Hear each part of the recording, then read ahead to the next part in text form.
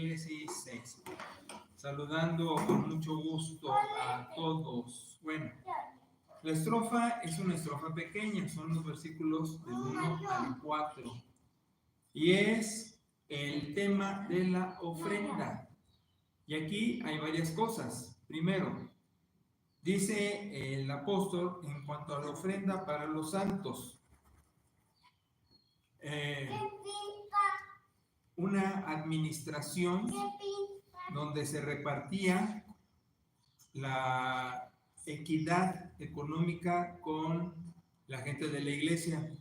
Sin embargo, vamos a hacer varias aclaraciones. Una, la Biblia, ni en Antiguo ni en Nuevo Testamento, promueve o proclama una doctrina político-social económica.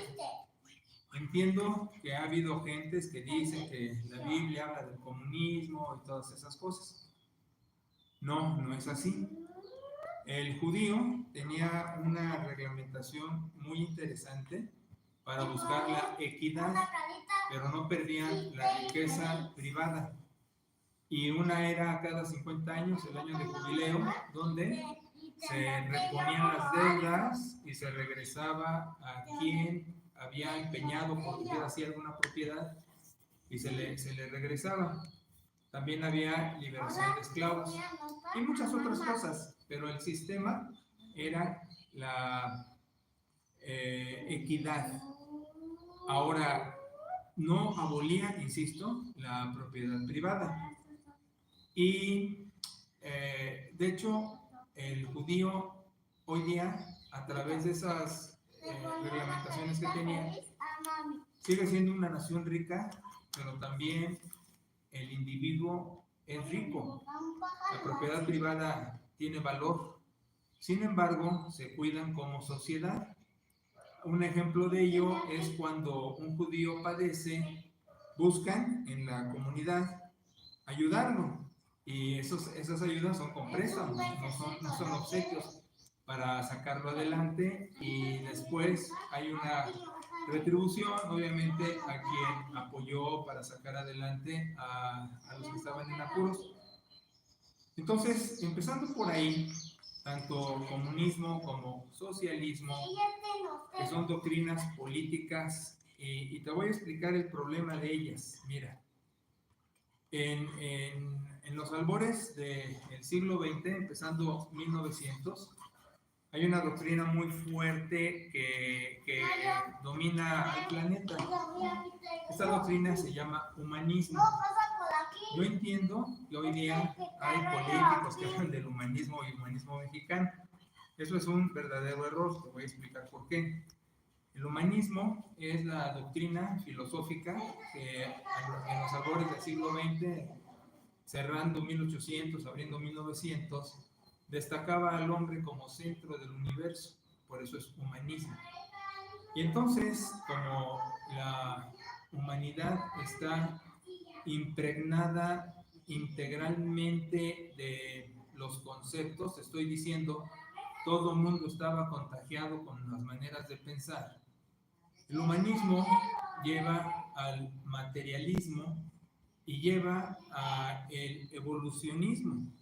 Entonces es la época donde salen los filósofos Marx, Darwin, Hegel, muchos, y en base a eso de que el hombre es el centro del universo, el humanismo destaca, por ejemplo, en el marxismo, la sociedad sin clases, que iba a llegar a la equidad absoluta con todos. Con Darwin fue la evolución de la especie, la supervivencia del más fuerte, y dentro de la teología también vino el pensamiento del posmileniarismo, es decir, de que la humanidad iba a ser tan perfecta y sin pecado que iba a obligar a Cristo a regresar, vamos, a la parucía. Entonces te digo, la historia es importantísima para ver las doctrinas, cuándo empiezan, cómo empiezan y qué rollo traen. Entonces, no existe una cosa así como humanismo mexicano, como hoy se proclama, eso es una barbaridad. Entonces, el humanismo en el siglo XX hace destacar al hombre en todas las áreas, en teología, en sociología, en economía, en antropología, en economía, en fin. Pero una manera de lastimar a esta doctrina fueron las dos guerras mundiales, una en los 1910 por ahí, y la otra en los 1940, como 30 años hubo de diferencia entre ambas guerras mundiales, fíjate, que fue un golpe. En antropología social decimos que fue un golpe, una herida muy fuerte a esta idea del humanismo, de que el hombre era perfecto. Entonces, fíjate, el comunismo estaba basado en que el hombre era perfecto y que por eso iba a haber la sociedad sin clases, del socialismo, en fin. Entonces te digo, Jesús no enseñó ninguna de esas cosas. Jesús lo que buscaba era una equidad que ni el comunismo ni el socialismo logran, porque, vaya ironía, los pueblos comunistas, vemos a la Unión Soviética, a Rusia, vemos a Cuba, vemos a esos lados, tienen sus empoderamientos privados, aunque se busca ese sentir, entre comillas, de una equidad social. La verdad es que no. Ya conocemos las experiencias en Cuba de la hambruna y las carencias, en Rusia no se diga. Mi posición es esta, y es muy lógica y es muy obvia. Yo no oigo de países capitalistas como Estados Unidos, Francia, Alemania, Inglaterra, que emigren a Cuba, Venezuela, Rusia. Ahí está el punto. Es de Rusia, de Cuba, de Venezuela, de esos sitios donde salen buscando la oportunidad capitalista. Ahora, déjame decirte otra cosa, ya que estamos hablando de esas teorías económicas. El capitalismo, per se, tampoco es la solución. Aquí debe haber un equilibrio entre la equidad humana y el empoderamiento humano. No estoy diciendo que el capitalismo es la solución, pero estoy diciendo que la propiedad privada como la equidad son importantes y hay que hacer equilibrio entre ambas doctrinas. Entonces, el neoliberalismo es otra manera de llamar al capitalismo, pero no es necesariamente malo. Lo que pasa es que debe haber leyes para que el empoderado económicamente pueda tener una distribución de esa riqueza a través de legislación, donde los empleados, los obreros, sean dignos de su retribución, como prestaciones, como posibilidad de salir adelante. Entonces, lo que yo estoy mencionando es tan claro como que la Biblia no trata sistemas, doctrinas económicas, políticas, sociales. La Biblia habla de equidad, y la equidad no está reñida con la riqueza privada, pero sí hace ver en la riqueza privada la necesidad de la equidad. Un ejemplo muy claro de eso es la carta de Filemón, donde el apóstol le dice al rico que evangelizó al pobre, que le había robado al rico Pablo, y que lo regresa para que el rico sea benigno con el pobre, ya que Pablo tuvo un trabajo de discipulado con él. Ahora, aquí la cosa es esta: ninguna doctrina, como se llame, por sí sola es buena, porque todas están compuestas por hombres, y aquí el elemento hombre es lo que la favorece o desfavorece. La favorece en teoría, en los planteamientos teóricos, pero la desfavorece en la práctica, porque el empoderamiento de cualquier índole sí hace olas en el hombre. El hombre al final es un pecador, el hombre no es perfecto, como lo decía la antropología humanista, que el hombre iba a destacar, iba a salir adelante por sí solo, que iba a vencer al pecado por sí solo, ¿no? El hombre necesita a Dios y necesita un Salvador, porque el hombre es pecador. Entonces te digo, mira, te lo voy a poner así, hasta la iglesia, la más noble de las instituciones u organizaciones, pues está contaminada porque los hombres somos pecadores y formamos la iglesia. Entonces, ya con eso te digo todo. Cualquier otra doctrina, pues imagínate. Entonces, pues, que dejando estos puntos así de claros, entonces el apóstol habla de la ofrenda para los santos, la equidad dentro del grupo, para que puedan, ¿cómo decirte? Como el estilo judío, porque al final eran judíos cristianos los que empezaron esto, aunque se crean gentiles, buscar la equidad. Como dice el libro de Santiago, ¿no? Si un hermano está padeciendo, echarle la mano para que salga adelante.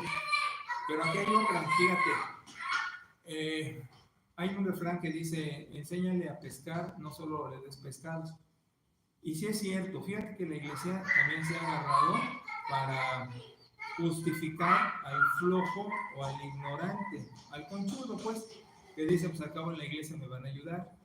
Yo tuve la experiencia en Zacapu de que uno de los vecinos constantemente nos mandaba pedigüeños y decía, es que allí les ayudan. Y yo tuve que decirle a este, no nos estés mandando gente porque no estamos en esa condición. El evangelio es integral, por supuesto, y se relaciona al hombre con Dios, pero si nada más estás buscando un favor económico, no es el lugar. Y luego lo peor, eran gentes clavadas con sus parroquias y la pregunta era, bueno, ¿por qué no vas a tu parroquia? Y decían, no, es que ahí no me dan. Ah, bueno, si tú eres de la parroquia y en la parroquia no te dan porque vienes, que no eres de aquí, de estas iglesias, porque vienes con esta, ¿no?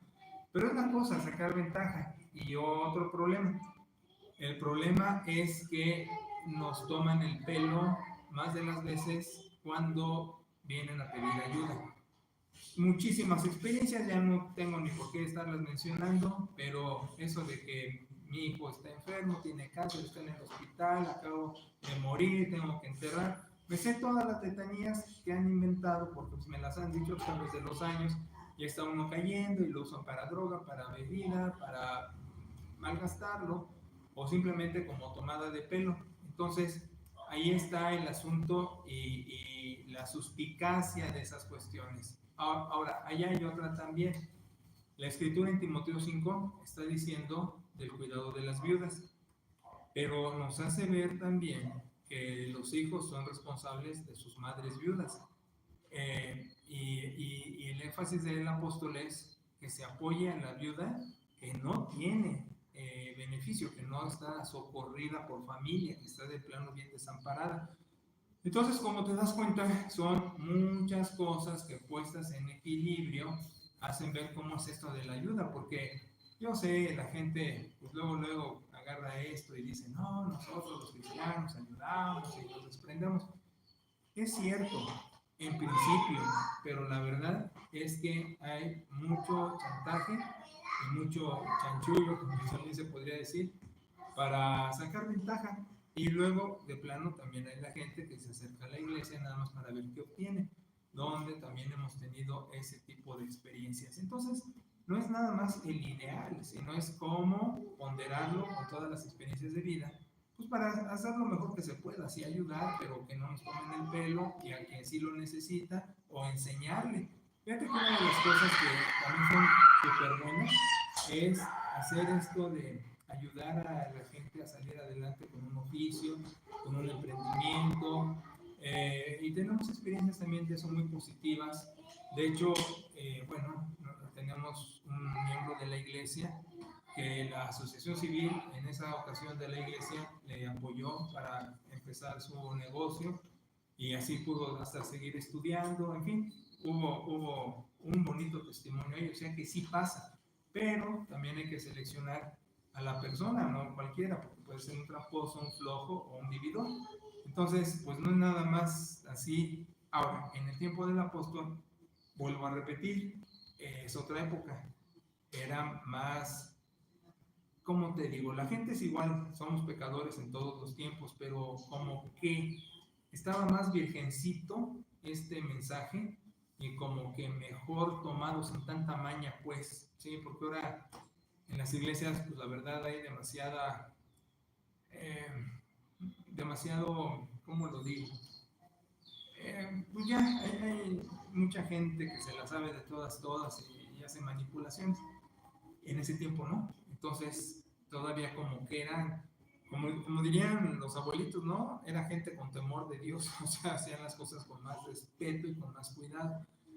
Ahora, pues hasta los tesoreros se han ido de las iglesias con el dinero, los pastores, o sea, ¿qué te digo? Bueno, entonces, en ese momento, allí sucedía eso. Ahora, el apóstol dice, háganlo como lo establecimos en Galacia, ¿sí? Ya había un procedimiento, pero lo que llama también la atención es que es el domingo, cada primer día de la semana, y decíamos que el apóstol le echaba mucho énfasis al domingo, por eso te decía yo que Jesús le gusta el domingo, ¿no? Resurrección, aparición, vuelta a aparición, la. Pentecostés es el domingo, en fin, son muchas cosas interesantes que pasan el domingo y que establece a la congregación primera como el día para reunión. Entonces, pues queda más que establecido que es el domingo, se quedó que todo es Shabbat. Entonces, cada primer día de la semana pongan aparte algo según hayan prosperado. Dice en griego, como te haya bendecido Dios en el camino, en tu andar. ¿Qué es tu andar? Bueno, tu quehacer para ganar sustento o para ser favorecido. Un equivalente a nuestro andar hoy día, pues sí sería, por ejemplo, un pago, sería también un bono, sería un aguinaldo, sería una prima vacacional, serían los apoyos sociales que da el gobierno, desde niños hasta ancianos. Entonces, pues ese todo es nuestro andar y ese todo involucra precisamente cómo Dios nos bendice en el camino. O sea, te lo voy a decir, hasta un premio. Todo lo que nos llegue, ese es lo que en castellano dice según te haya prosperado y en griego como te haya ido en el camino. Y en el tiempo aquel era, guárdenlo para que yo llegue, no se recojan las ofrendas, sino que ya esté el tesoro en custodia. Dice el apóstol, cuando yo llegue, a que ustedes designen, a esos envíe para que lleven la ofrenda a Jerusalén, y etcétera. Entonces, siempre hay una administración y siempre hay un mecanismo para hacer las cosas. No es improvisado. Claro, el orden que tiene el apóstol no es el orden que tenemos nosotros hoy día, pero el equivalente es que tenemos un orden y voy a explicarlo. Mira, vamos desde el principio. Primero, el tema de ofrenda, el tema de dinero, es un tema que no debería ser, pero es espinoso para las iglesias. ¿Por qué? Porque la gente quiere recibir y no quiere dar, y más cuando son cuestiones de dinero. ¿Qué busca la gente en una iglesia? Que me guste el sermón, que me caiga bien el pastor, que me agrade la gente, que la música me guste. O sea, siempre es el egoísmo de qué recibo yo. Y cuando se le dice, ¿y tú qué das? Pues la gente no ofrece gran cosa. Es la minoría la que ofrece la gran cosa. Ahora, o la poca cosa, porque no siempre es la gran cosa. Ahora, entiendo que hay muchos prejuicios sobre ofrenda, diezmo y se hace la gente bolas. Yo tengo un modo muy sencillo de explicarlo y creo que es el más práctico. Mira, en el Antiguo Testamento, sí, Dios impone, porque no es otra la palabra, el diezmo. Es un impuesto, vamos, como el impuesto del SAT, que es impuesto porque lo ponen, no te piden si quieres, sino te lo cobran, y si te haces sope, pues no solo te lo cobran, sino te castigan. La gente que no paga impuesto, pues la gente esa tiene problemas con la ley y severos, fíjate que hasta cárcel. Entonces el diezmo era impuesto, ¿sí? No había opción. Entonces el judío, de todo lo que tenía, no solo de lo que recibía por su cosecha, voy a decirlo así, sino de sus animales, de sus propiedades, de lo que ganaba, hasta de la familia. El mayor, el primogénito, también era ofrendado. Y era ley. Y fíjate, si el padre quería recuperar al hijo, tenía que pagar, porque lo necesitaba para trabajar en la casa, pagaba 5 tantos más del valor de su diezmo. Entonces, pues siempre el hombre salía perdiendo, déjame decírtelo así, porque pues había que darlo. Ahora, ¿a quién se daba? Bueno, mira, se daba a la organización que el pueblo establecía, pero llamo la atención que un sacerdote, Melquisedec, le da el diezmo a Abraham, y es interesante que no tenemos ningún otro contexto allí de lo que te estoy hablando, sino en la aparición con Abraham, le da el diezmo. Y eran unos diezmotes. Allí no había pueblo y no había organización, pero estaba este señor y se lo dio. ¿Qué quiere decir eso? Que de alguna manera en las religiones de Oriente había esa retribución como que establecida. No tenemos un modo de probarlo tácitamente, como te lo estoy diciendo, pero sí te digo que todas las sociedades han pagado su impuesto, nosotros social por el SAT, pero las primitivas de manera religiosa también daban sacrificios, ofrendas, etcétera. Entonces, ¿cómo sucede eso? Es muy interesante, pero no te puedo dar una explicación que no da la Biblia, solo que sí le da a Abraham el diezmo, y eso llama la atención. Ahora, después el pueblo queda organizado ya como una medida de fortaleza religiosa, el diezmo, y se le daba a los sacerdotes precisamente, y los sacerdotes eran los que lo manejaban y comían de ello, etcétera, etcétera, y hacían cosas. También tenemos el testimonio de Moshe en la ofrenda cuando quieren construir, que le pide a la gente que dé. Y un testimonio interesante allí es que Moshe, ya cuando tienen más de lo que necesitaban, le dice a la gente que pare de ofrendar. Ese fenómeno yo creo que no lo hemos visto contemporáneamente en ningún lado, pero Moshe le dice a la gente, basta ya, porque ya tenemos más que lo que es necesario. Pero para esas cosas, la gente no solo ofrendaba de lo que recibían, sino también de sus propiedades, su riqueza, sus joyas, su oro, y de hecho así hicieron. Incluso cuando Salomón, David, están para la construcción de templo, ciudad, etcétera, también hay una recolecta muy fuerte y la gente pues obviamente se entregaba a eso. Ahora, esas ofrendas eran singulares y había dentro del pueblo una administración sobre las mismas, ¿sí?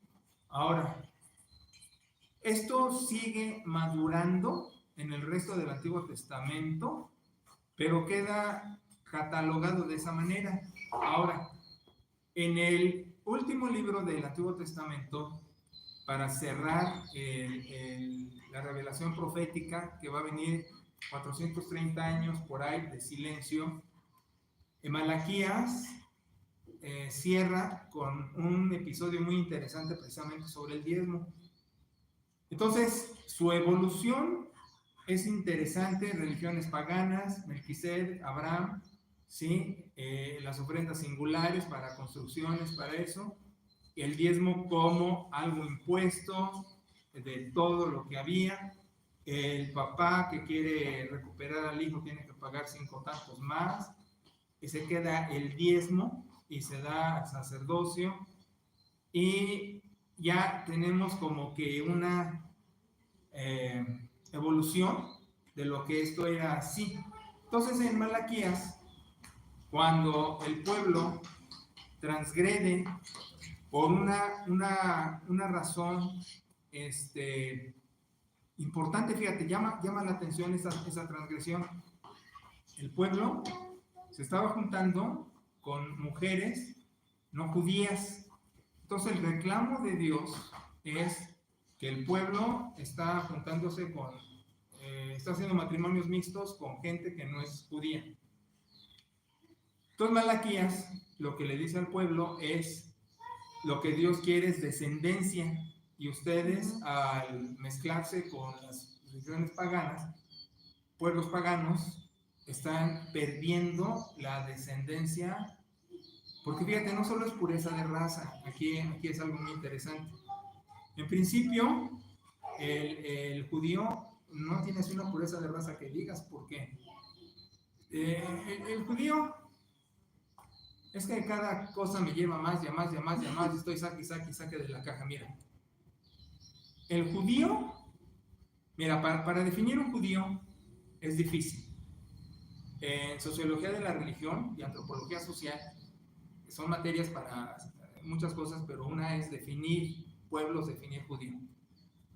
No pudimos definir judío, porque no es sangre, no es nación, no es raza, no es religión estrictamente. Puede ser una de ellas, o todas, o parte. Pero un judío puede ser ateo, no nacer en Palestina, ser negro, bueno, ya dije ser ateo, y es judío. Entonces, es sumamente difícil definir a un judío. Entonces, lo que te estoy diciendo es, no tiene pureza de raza, como los alemanes presumían a la mitad del siglo XX, en la raza aria. Estos cuates no. De hecho, un judío palestino es bastante feo. El judío europeo es un judío guapo, blanco, ojo claro, pero un judío palestino parece terrorista. Si tú ves en las fotos, en las películas, los terroristas, los del Islam, todos esos que están así medio morenitos y con la nariz de gancho y así medio feos, Jesús era feo. Yo sé que las películas y los cuadros lo pintan blanco y de ojo azul y muy bonito, pero Jesús era feo. Judío de Palestina es feo, no salen rubios hermosos, pues es una zona y una raza ahí pues medio fea. Ahora, hay judíos guapos, sí, según donde nazcan sus ascendencias, pero si no tiene pureza de raza, en el principio quería una pureza ideológica, por eso de que no se mezclen con mujeres paganas, porque Dios quiere una descendencia y ya vienen contaminados con las ideas de las religiones paganas, porque las mujeres dominaban. Pues, ¿qué le pasó a Salomón?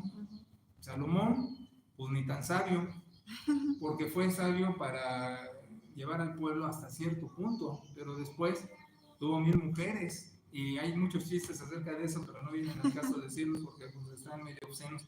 Pero pues, imagínate con 1000 mujeres, imposible. Bueno, entonces el caso es que Salomón, por meterse con las mujeres de otros pueblos, también se contamina su discipulado, déjenme llamarlo así, su camino con Dios.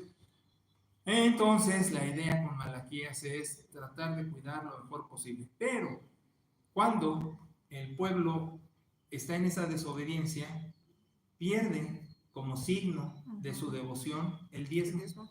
Fíjate qué curioso, porque podríamos haber dicho, pierde la Torá, pierde la sinagoga, pierde el Shabbat, pierde Pesaj, pero pierde el diezmo.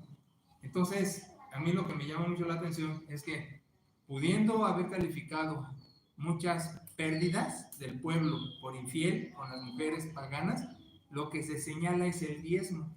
Y el modo como lo hace Dios, pues a través del profeta, es el modo más violento que hay sobre ese particular, porque le dice ladrones, le dice rateros a la gente. Entonces yo sé que la gente se va con Malaquías y ¡ay, que el diezmo! No, es que se van con las mujeres de otros pueblos y pierden lo que Dios quiere de descendencia, y el reflejo de esa pérdida es pierden el diezmo. Entonces, ¿qué te estoy diciendo? Quien pierde el diezmo no es nomás porque perdió el diezmo, es el antecedente que le hace perder el diezmo.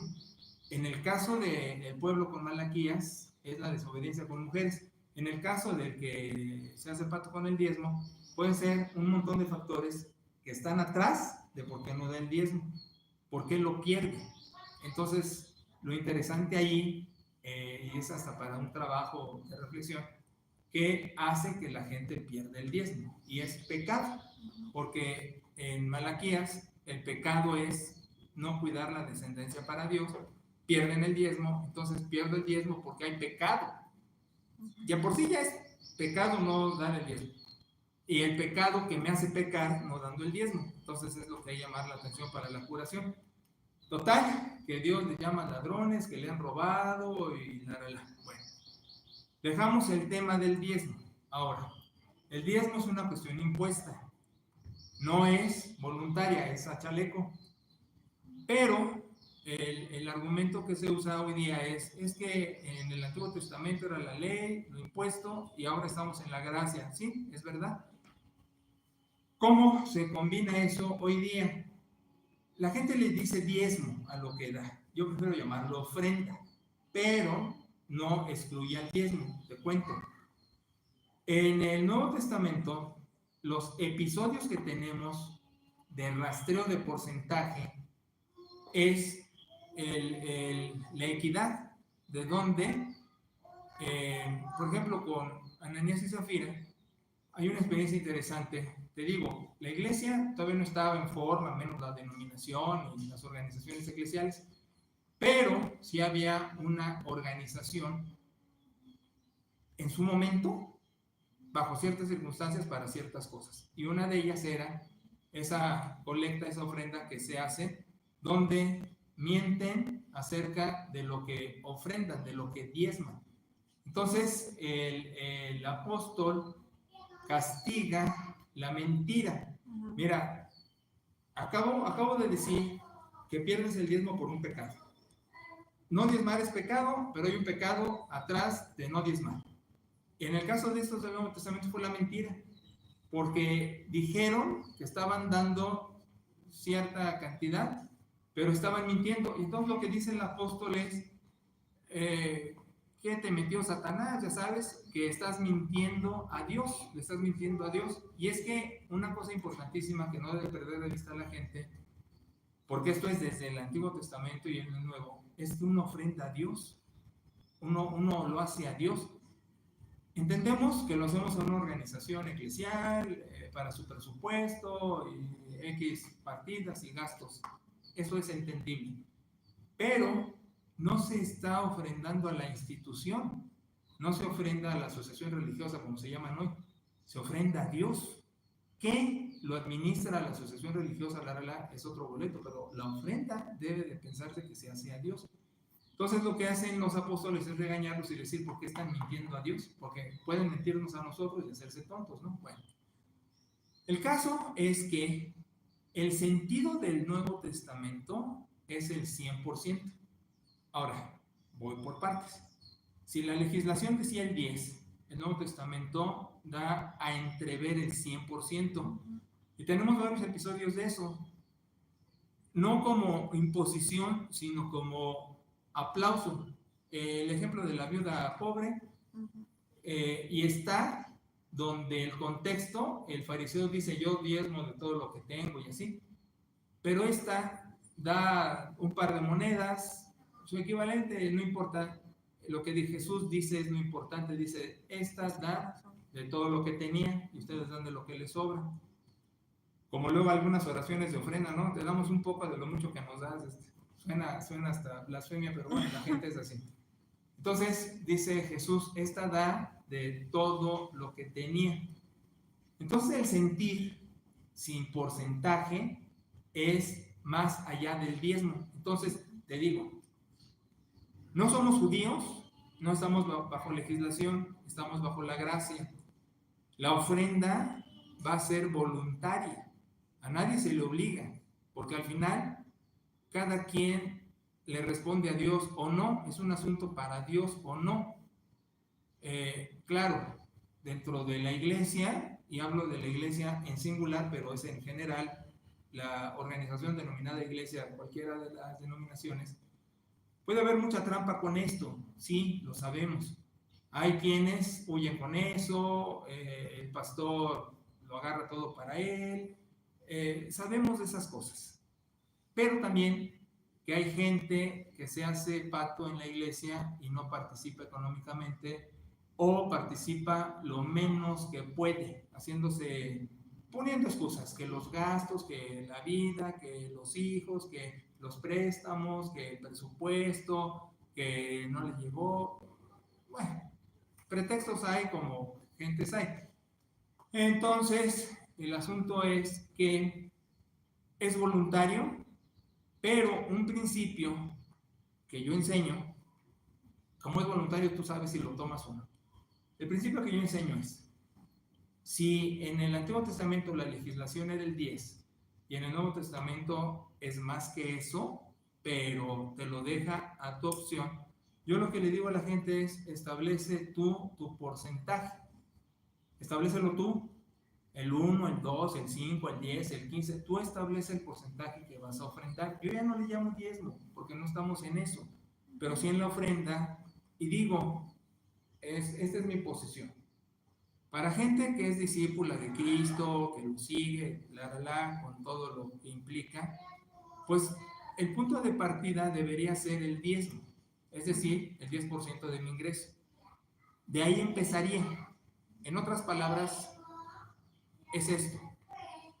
El 0 para cualquiera, para inicio, para mí es el 10%. ¿Me explico? Si alguien dice, para mí es el 1%, qué bien, para mí es el 10%. Tú empezarás de 1, 5, lo que quieras, yo empiezo con el 10. Pero hay que tener cuidado con esto, hacerlo mecánico, hacerlo rutinario. Por ejemplo, si la oración la haces rutinaria, pues si tu lectura bíblica es mecánica, pues si tu adoración es mecánica, ¿qué te estoy diciendo? En el discipulado, la vivencia debe ser diaria en el sentido de progreso. Deberás orar mejor que antes, deberás leer la Biblia mejor que antes, deberás adorar mejor que antes, si es que hay crecimiento. ¿Me explico? Lo mismo pasa con la ofrenda. Si alguien piensa, yo doy el 10% y estoy muy a gusto porque lo he hecho por años, puede ser que esté en el caso del fariseo de Lucas 19, que dice, yo doy diezmo de todo lo que gano. Cuando es mecánico, llega a un punto de no reflexión, de no conciencia, sino ya es mecánico, ya es mecánico, ya es mecánico. Y en estas cuestiones del seguimiento se paga el precio, es el tomo mi cruz todos los días, te sigo, me niego, bla, bla, bla. Entonces, si yo doy el 10% mecánico que ni lo siento, ya no es la ofrenda. Pero si le subo un puntito, el 11, el 12, ay, ya la sentí, me explico, ya digo, ay, me hubiera servido para una coca, por decir. Pero ya privé la coca por dar el 12, ¿no? Ahí ya lo sentiste. Si me estoy explicando, en el discipulado nada puede ser mecánico, nada puede ser rutinario, nada puede ser sin sentirlo, porque en el discipulado estás siguiendo al Señor, que lo que espera es un crecimiento y una entrega de toda tu vida. Ese es el ideal, le voy a entregar toda mi vida. Entonces le estoy entregando por cachitos ascendentes, esperando, como dice el apóstol en Filipenses, dejando atrás lo que pasó, extendiéndome la adelante. Entonces, aún también eso es así. Algunos tenemos la experiencia de dar más del 10%, mucho más. Otros les cuesta mucho trabajo. Entonces le digo, pues empieza con un porcentaje que tú te establezcas porque al final es voluntario, pero es para Dios. No, pero es que es para el presupuesto de la iglesia, ¿sí? Y me puede simpatizar lo que, o sea, aquí las políticas es lo de menos. Es como si yo te dijera, no voy a orar por el gobierno porque no me gusta el gobierno. Dios dice, ora por tus gobernantes. Dios dice, ama a tu mujer. No la amo porque no me hace los guisados como... No, o sea, Dios no te está pidiendo los resultados para que hagas las cosas, te está pidiendo que hagas las cosas para los resultados. Entonces igual es la ofrenda. No, pero es que no me gusta el pastor, no me gusta la música, no me gusta lo que compraron. Ese es el punto. Cuidado con ver los resultados cuando el principio es tu ofrenda. ¿Me explico? Entonces, no hay que perder de vista para quién es y quién te lo demanda. Fíjate que una de las cosas que yo no comprendo, bueno, yo no comprendo muchas cosas, empezando por allí, no comprendo muchas cosas, pero una de las cosas que no comprendo con mucha profundidad es por qué la gente es coda, pues, no, mira, el dinero, se dice en economía, es un circulante, eso quiere decir que circula. Y hay un fenómeno espiritual, déjame decirlo, a lo mejor estoy diciendo, a lo mejor después Dios me da un coscorrón, pero el agua estancada se pudre, huele mal, apesta y provee microbios y esas cosas, mosquitos que dan dengue. El río que está circulando, por lo menos, ya sé que está contaminado, pero por lo menos está más fluye que el agua estancada. El fenómeno espiritual es este. El corazón generoso recibe, el corazón generoso. El tacaño, el que no doy porque no puedo, no tengo, no quiero, me cuesta, se le pudre. Ok, quédate con eso, pero no vas a tener más que eso. El corazón generoso, que da, recibe. Ahora mira, hay otra. Checo hace muchos años me dijo, oye, Pa, ¿cómo está la cuestión de ayudar a gente en la calle y todo eso? Ay, qué bien me cayó, gracias. Mira, para eso también hay un sistema. Una cosa que pueden hacer algunos grupos y si quieren está bien, es darle alguna despensa. Bueno, en base a una necesidad, en base a un problema, enfermedad, trabajo, ok. Pero lo mejor es una organización.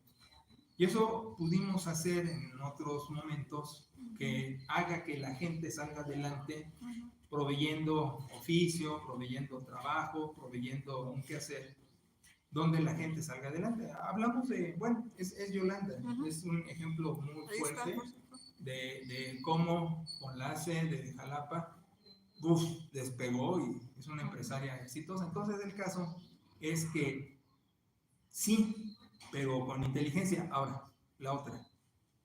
Oye, Pa, porque luego la gente dice, yo no diezmo a la iglesia, pero mi diezmo lo doy al pobrecito. Ok. La cuestión de ofrenda es para Dios y se hace a través de la organización, como los judíos o como los que empiezan con Pablo, lo hacían con una organización eclesial y nosotros lo hacemos así. Entonces la ofrenda es para Dios a través de la iglesia. Ahora, ¿qué hacen para los pobrecitos? Y ahí Checo fue lo que me dijo. Yo establezco mi porcentaje, ¿sí? Doy el 15%. Ok. Pero tengo un 5 o un 3% aparte para los pobrecitos. Entonces en su presupuesto gano X, el 15%, Dios, iglesia, ¿sí? Entonces el 3 o el 5, ahí le moví, 3 o 5 es para pobrecitos. Entonces ya tenía asignado su presupuesto, cuánto para pobrecitos y así, y lo distribuía yo lo felicité, le digo, se me hace muy inteligente, hijo, así cumples para Dios, iglesia, y ayudas de alguna manera, porque también es muy feo no participar de eso. Pero hay otra, también abusados, porque como con la iglesia se ha abusado y llegan, estoy así, y sí, también pueden tomar el pelo los pobrecitos, abusados. Tenemos el caso, bueno, ¿a qué lo cuento? Pero se le ayudaba a un ciego que veía mejor que uno, entonces dice uno, chavos, hay que tener, pues yo, mira, hay gente que me dice, es que yo no me fijo, yo le doy. Bueno, está bien, a nadie se puede forzar a nada, pero digo, qué pena que el recurso sea mal canalizado y mal usado, por hacerlo así, ¿no? Y aliviar tu conciencia, porque hay otra. Luego las acciones son más por culpas, por cargos de conciencia, y entonces la gente dice, ay, lo hice, ya, me libero, pero ¿cómo, a quién y por qué? Y hay que ver los resultados. Pues todo esto no es más que sentido común, Pero bueno, cada quien tendrá su sentido común, que no es tan común, pero pues ya lo establecerá. Lo que aquí enseñamos es lo que incipientemente el Nuevo Testamento manejó. Era un diezmo, ahora es ofrenda. Deberá ser todo, pero te lo dejamos voluntario para que tú decidas. Pon tu porcentaje. Yo digo, un discípulo por lo menos debe empezar del 10, no que se haga pato con menos queso, pero si les duele el codo, pues ya lo que tú establezcas, pero como porcentaje, no improvisado, no nada más así lo que se me ocurre, sino establecelo, si eres discípulo y si quieres crecer espiritualmente, si quieres ver el circulante. Ahora, otra, nadie ofrenda para ser bendecido, porque también es un chantaje. Te doy, Dios, para que me des. No es así. Ofrendas porque ya te dio. Y hay ejemplos como el de la viuda pobre y me conmueven. Fíjate que la gente más sencilla es la mejor ofrendadora. La gente que luego siente que tiene recursos o capacidad o lo que sea, es la más tacaña. Es curioso, pero llama la atención. Pero hay otra. La gente más sencilla, que es más ofrendadora, contra la que es tacaña porque pone un montón de pretextos, es más bendecida. Y hay otra. No, la bendición necesariamente es de carácter material. Hay un póster por ahí, hace muchos años lo vi, que decía, la lana compra una cama, pero no el sueño. Compra una casa, pero no un hogar. Compra medicina, pero no salud. En fin. Entonces, una experiencia del ofrendador generoso es una vida buena. Mira, no es opulente, a lo mejor no tiene ni qué caerse muerto, pero vive bien, contento, en paz, sano, y voltea a ver gente contemporánea o más joven con esto, con aquello, con lo demás, y no es para verlos abajo del hombro de ninguna manera, porque pues, el karma de Dios es pesado, nada más es decir, ah, chihuahua, como que sí estoy bendecido, y agradecerle a Dios con humildad esa bendición. Y empieza en un corazón generoso, pero lo que llama la atención al no ofrendar, que ya es pecado, es el pecado que lleva a no ofrendar. O sea, hay dos pecados. Uno que hace no ofrendar y el otro que ofrenda. Y eso es a lo que hay que llamar la atención. Con eso dejamos el tema y en 8 días, primeramente Dios, pues aquí cerramos la carta primera y entramos con Corintios. Y las voy a aventar de trancazo porque para regresar a Hechos y el camino de la iglesia, para mis fines, me aviento de una vez la segunda, aunque hubo un ratito entre una y otra. Bueno, hay un ratito entre la primera y una perdida, y luego esta que es la tercera, que le llamamos segunda, pero ¿para qué nos hago bolas? Vamos a la segunda. Gracias.